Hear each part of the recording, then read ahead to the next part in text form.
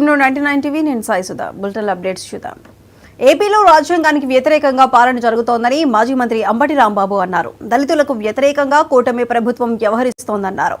రాష్ట్రంలో Lokesh red book రాజ్యాంగం నడుపుతున్నారని ఆరోపించారు. త్వరలో ప్రభుత్వానికి ప్రజలు చరమగీతం పాడతారని అంబటి వ్యాఖ్యానించారు.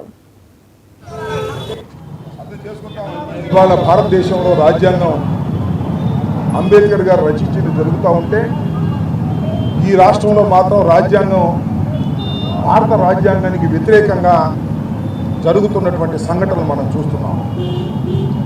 అత్యంత గొప్పగా ఘనంగా విజయవాడ నడిబొడ్డులో అంబేద్కర్ విగ్రహాన్ని వైఎస్ఆర్ కాంగ్రెస్ పార్టీ ప్రభుత్వం అధికారంలో ఉన్నప్పుడు గొప్పగా దాన్ని ఆవిష్కరిస్తే ఈరోజు వచ్చినటువంటి ప్రభుత్వం దాన్ని కించపరిచే విధంగా చేయడం చాలా దురదృష్టమని మనవి చేస్తున్నాను.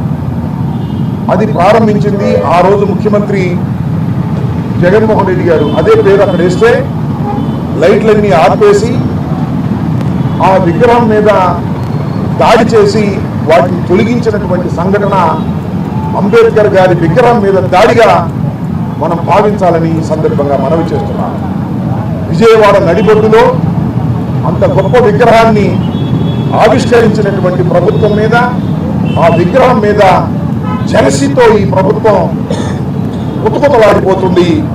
బయటికి చెప్పలేదు, ఖండించలేదు, లోపల మాత్రం బాధ. ఏమిటి అంబేద్కర్ విగ్రహాన్ని తీసుకొచ్చి విజయవాడలో ఇంత పెద్ద ఎత్తున పెట్టారు అనేటువంటి బాధ వారిలో కనిపిస్తూ ఉంది, వ్యక్తం చేస్తూ ఉన్నది. ఇవాళ ఉన్న ప్రభుత్వం దళిత వ్యతిరేక ప్రభుత్వం, అంబేద్కర్ భావాజాలానికి వ్యతిరేకం ఉన్న ప్రభుత్వం.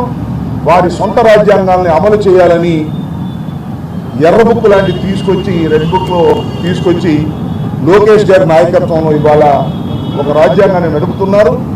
ఆ రాజ్యాంగానికి త్వరలోనే చమరగీతం పాడతారు ప్రజలని ఈ సందర్భంగా భావిస్తూ ఇవాళ భారతదేశంలో రాజ్యాంగం